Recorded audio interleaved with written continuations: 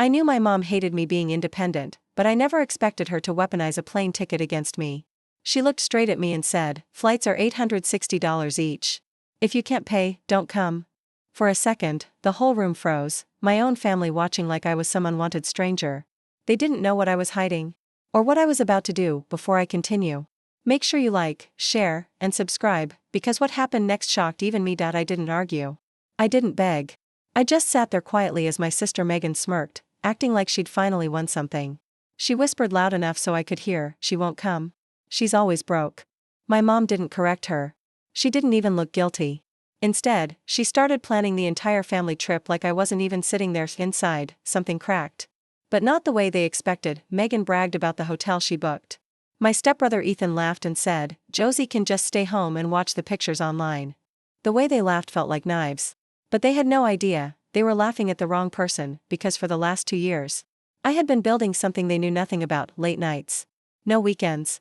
No help, just me, grinding silently while they mocked my life choices. My mom waved her phone in my face again. "Just so you're clear, Josie," she said, "I'm not covering your ticket. We're not doing discount drama this year." Their voices became noise, their arrogance became fuel, and their assumptions became a perfect trap they walked into themselves. I leaned back, calm, maybe too calm, and said, "Mom, are you sure you want to stick with that rule?"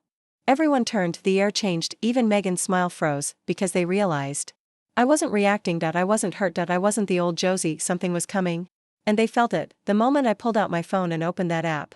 Their expressions shifted from smug to confused, and then to fear. They had no idea what I was about to reveal. The moment I unlocked my phone, Megan leaned forward like she was waiting for me to embarrass myself. "What now?" she said. "You gonna check discount flights?" Her voice dripped with that same fake confidence she'd used on me since we were kids, but I didn't even look at her. I opened the app slowly, letting the suspense build in the air around us. My mom crossed her arms. "Josie, don't start. You know the rules. If you can't afford it, just stay home." This time, I smiled, a small smile, but sharp enough to cut the entire room, because they didn't know that while they called me slow, weak, irresponsible, I was building something bigger than all of them combined. And now that truth was about to walk straight into their perfect little world. Megan rolled her eyes. "Mom, she's stalling. The trip is for people who actually have their life together." Ethan snickered. "Yeah, like investors meeting in the lobby type of people. Not whatever she does." That one actually made me laugh, because if they had any idea who I had been meeting over the past year, they wouldn't even breathe like that around me. I turned the screen toward them just a little, just enough for them to see the numbers lighting up. At first, they didn't react, then my mom blinked hard. Ethan leaned closer. Megan's jaw actually dropped. "Hold on," she whispered. "Is that your balance? $312 for 89. And that wasn't even the part that scared them. My mom struggled to speak. "Josie, what is this? Where did this money come from?" Her voice was no longer strict, no longer confident. It was shaking. I locked my phone again, slow and calm. "You told me not to come if I couldn't pay the $860, I said. So I'm just checking if my card has enough." The way their faces drained of color was priceless. Megan snapped out of it first, her voice suddenly sweet, too sweet. "Josie, you should have told us. We didn't mean," but that switch in her tone? That desperation? It was the clearest sign that something darker was hiding behind her fake concern. Megan's smile turned soft, almost trembling, like she'd just realized the game wasn't in her control anymore. "Josie, wait. Don't take it the wrong way," she said, inching closer. "We just didn't know you were doing so well." I watched her shift from bully to best friend in 5 seconds flat. Classic Megan. My mom tried to recover too. "You should have told us, honey. We thought you were struggling." Struggling?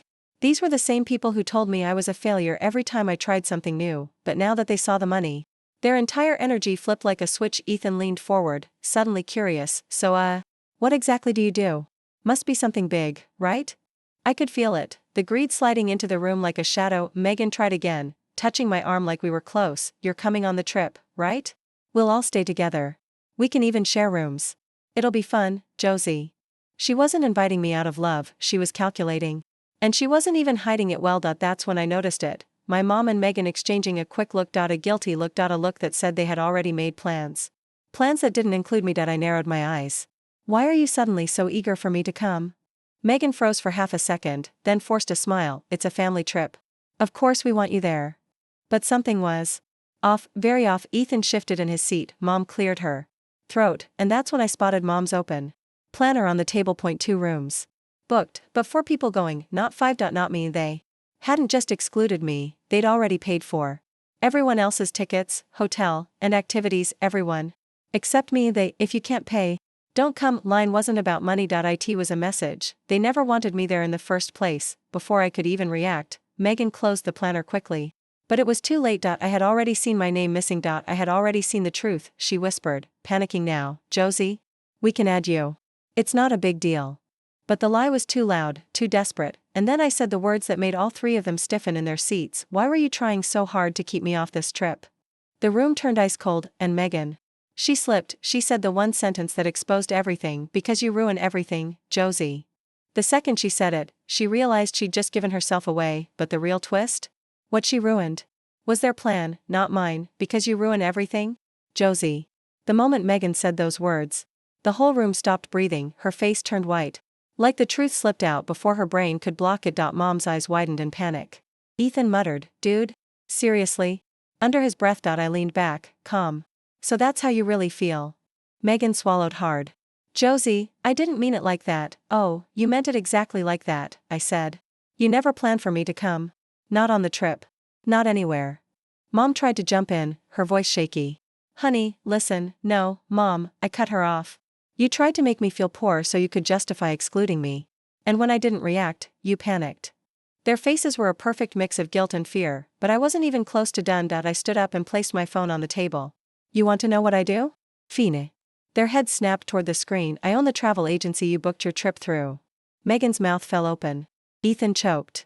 Mom blinked rapidly, like her brain stopped working. I tapped the screen once. Every booking? Every room? Every flight? They all go through my system. And guess what? They leaned in without meaning to. You used my company to plan a trip without me. And then told me I wasn't invited. The shock hit them like a slap. Mom stuttered. Josie? Why didn't you tell us? Because every time I try to share something good, I said, you either mock it, or try to take credit for it. Megan suddenly tried to grab my hand, voice trembling. Okay, fine. We messed up. But look, you're doing so well. You should come with us. We can all go together, right? There it was again, that greedy desperation. I stared straight at her. You're not inviting me out of love. You're inviting me because you think I'll pay. She flinched hard. Ethan looked away, ashamed. Mom pressed her lips together. I leaned forward. Should I tell you the best part? They didn't answer, but their silence screamed. You know the hotel you booked? Mom nodded slowly. I own that too. Megan gasped. You what? Their entire trip was under my name. My business.my rules, and they had no idea that the next thing I said would flip their perfect vacation upside down. The room went dead silent after I said it. Megan looked like she'd swallowed her own breath. Ethan's face turned red, and my mom. She suddenly looked 10 years older, like reality had cracked straight through her pride. You own the hotel too? Mom whispered. I nodded slowly. Not just that hotel. 5 more in the same chain. You booked everything through my company. You're staying in places I built from scratch. While telling me I don't belong. Megan stood up fast, her voice shaky. Josie, listen, we didn't know, that's the problem, I replied calmly. You never try to know. The only time you look at me is when you think I'm less than you. Ethan rubbed his forehead. Man, we really messed up. But the truth was deeper than that. This wasn't a one-time mistake. This was years of them treating me like the weak one, the quiet one, the unimportant one. I spent my entire childhood being the shadow while Megan got praise for breathing. And Ethan got rewarded for doing the bare minimum. And now, the shadow owned the lights. I unlocked my phone again and slid it across the table. A different screen this time. A flight dashboard, all their names, all their bookings, all under my authorization. Code. Megan's face twitched. Josie, what are you doing? I looked at her without blinking. Something you should have thought about before calling me a burden. Mom stepped forward quickly, voice trembling. Honey, please, don't do something you'll regret. I raised an eyebrow. Why would I regret it? You said if I couldn't pay, I shouldn't come. You made the rule, right? Mom froze, and since I am the one who controls these bookings, I continued, I decided to follow your rule. Ethan gulped. What rule? I turned the screen toward them. Only people who respect me get to come. Megan's jaw unhinged. Josie, no. You can't cancel our trip. We packed. We took off from work. Mom paid for, she paid me, I said simply. Every dollar you spent? It went into my company. Into my pocket. The color drained from her face, and since it's my system, I added, I can also freeze your bookings. Megan's voice cracked. You're not serious. I tapped the screen once. 3 red notifications flashed instantly. Booking frozen, booking frozen. Mom gasped loudly. Josie. It's temporary, I said calmly. I'm not cruel. I'm just giving you a taste of the rules you made for me all my life. Megan suddenly broke down. Josie, please? Don't ruin the trip. I didn't mean what I said. Yes, you did, I replied. And you said it because you thought I had nothing. She didn't even deny it, now that the truth was out. All 3 of them stood there, small, embarrassed, exposed. Then I softly said the sentence that sealed everything. If you want those bookings back, you're going to apologize like you mean it. Megan blinked rapidly. Apologize? Right now? Right now. She looked at Mom and Ethan, like she expected them to defend her. Not this time. Ethan nodded at her. Just apologize, Meg. We messed up. Mom looked down, ashamed. Do it. Megan inhaled deeply, her pride fighting a war inside her chest, but she lost. She lowered her head. Josie? I'm sorry. For everything. For assuming. For judging. For treating you like less. Her voice cracked again. I was wrong. Then Ethan stepped forward. I'm sorry too. I shouldn't have joked about your life. You're doing better than all of us. Mom finally spoke, tears in her eyes. I'm proud of you. I should have said it before today. I let the silence hang. Long enough for them to feel the weight of it. Then I tapped the screen again. Bookings reactivated. 3 green notifications flashed. Megan let out a shaky breath. So, you're coming with us? I smiled, just a little. No. I'll meet you there.